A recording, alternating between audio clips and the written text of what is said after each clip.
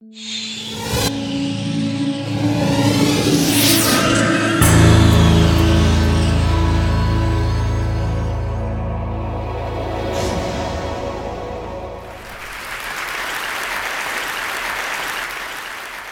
I am indeed going to talk about the spaces men create for themselves. But first I want to tell you why I'm here. I'm here for two reasons. These two guys, my two sons, Ford and Ren. So when Ford was about 3 years old, we shared a very small room together in a very small space. My office was on one half of the bedroom, and his bedroom was on the other half. And you can imagine, if you're a writer, that things would get really crowded around deadlines. So when Ren was on the way, I realized I needed to find a space of my own.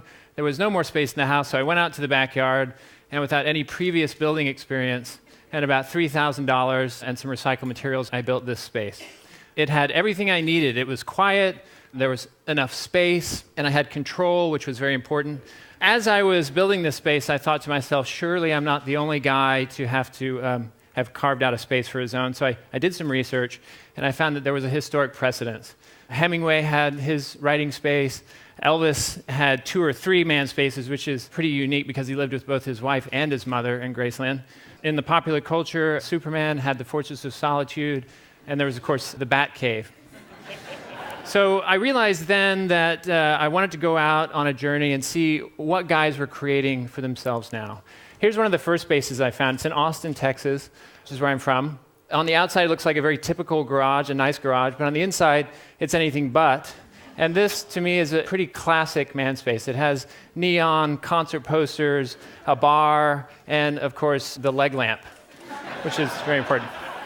I soon realized that man spaces didn't have to be only inside. This guy built a bowling alley in his backyard out of landscaping timbers, AstroTurf, and he found the scoreboard in the trash. Here's another outdoor space, a little bit more sophisticated. This is a 1923 wooden tugboat made completely out of Douglas fir. The guy did it all himself. And there's about 1,000 square feet of hanging out space inside. So pretty early on in my investigations, I realized what I was finding was not what I expected to find, which was, quite frankly, a lot of beer can pyramids and overstuffed couches and flat-screen TVs.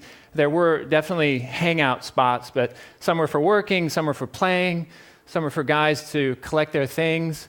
Most of all, I was just surprised with what I was finding. Take this place, for example. On the outside, it looks like a typical northeastern garage. This is in Long Island, New York. The only thing that might tip you off is the round window. On the inside, it's a recreation of a 16th century Japanese tea house. The man imported all the materials from Japan, and he hired a Japanese carpenter to build it in the traditional style. It has no nails or screws. All the joints are hand-carved and hand-scribed. Here's another pretty typical scene. This is a suburban Las Vegas neighborhood, but you open one of the garage doors, and there's a professional-sized boxing ring inside. And there's a good reason for this. It was built by this man, who's Wayne McCullough. He won the silver medal for Ireland in the 1992 Olympics. And he trains in this space, he trains other people, and right off the garage, he has his own trophy room where he can sort of bask in his accomplishments, which is another sort of important part about a man's space. So while this space represents someone's profession, this one certainly represents a passion. It's made to look like the inside of an English sailing ship. It's a collection of nautical antiques from the 17 and 1800s, museum quality. So as I came to the end of my journey, I found over 50 spaces, and they were unexpected and they were surprising, but they were also, I was really impressed by how personalized they were and how much work went into them. And I realized that's because the guys that I met were all very passionate about what they did. And they really loved their professions, and they were very passionate about their collections and their hobbies. And so they created these spaces to reflect what they loved to do and who they were. So if you don't have a space of your own, I highly recommend finding one and getting into it. Thank you very much.